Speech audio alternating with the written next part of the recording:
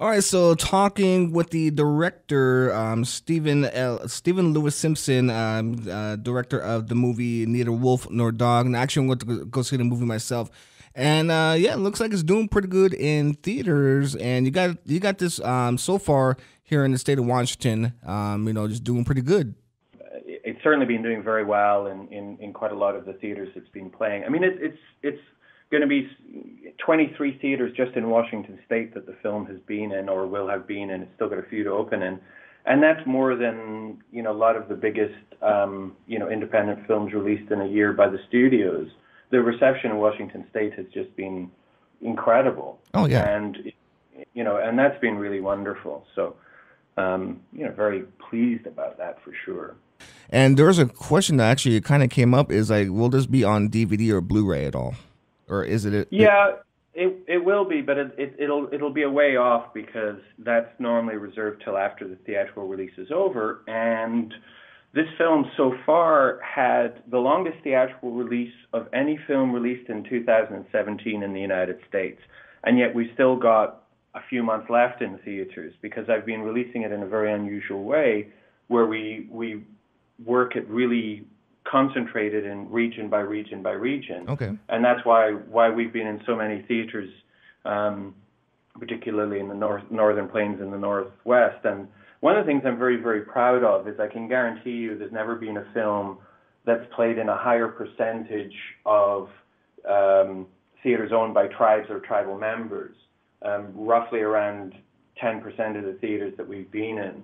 And then there's been a huge number that have also been, in and around, a lot of the bigger, reservations and that sort of thing. And that's been a huge priority of mine. There's no point in making this work and it not being available, and so, I'm thrilled about that. All right, awesome. So again, the movie is in theaters right here in Yakima, playing at the Yakima Cinemas. So again, thank you so much for taking the time out of your day to talk with us, and looking forward to having this come out on DVD or Blu-ray or smoke signal, whichever comes first. So. Fantastic. So once again, the director of Neither Wolf Nor Dog on the phone right now. So again, is there like a website we can actually go to, or like a Facebook page we can actually go to get more details about this movie? Yeah, I mean, the best place to go is the Facebook page, because one of the things that's been so gratifying about it is that allows it to be a dialogue with the audience, whereas, web page is more of just a monologue. Yeah. And so it's wonderful getting that feedback.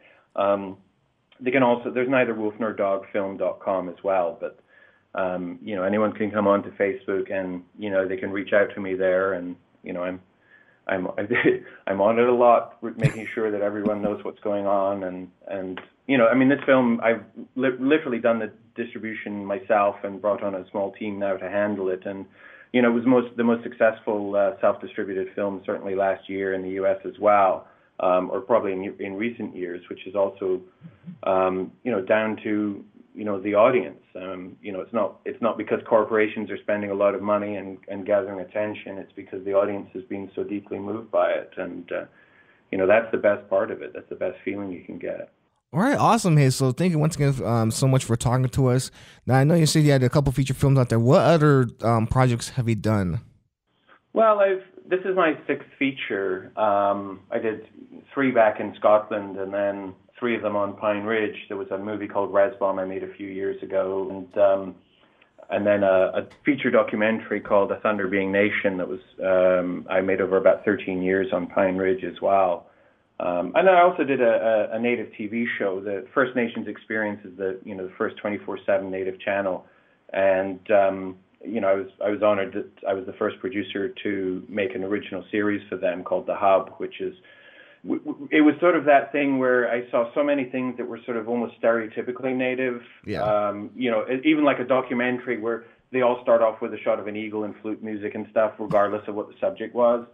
And, nothing reflected the amazing people and the vibrancy that I saw. So The Hub was a real celebration of amazing people in the arts and entertainment doing incredible things, and it's just filled with laughter and humor and jokes and which is the feeling I get when I'm there. And I wanted to see that reflected back in a show, and something that was inspirational for youth as well.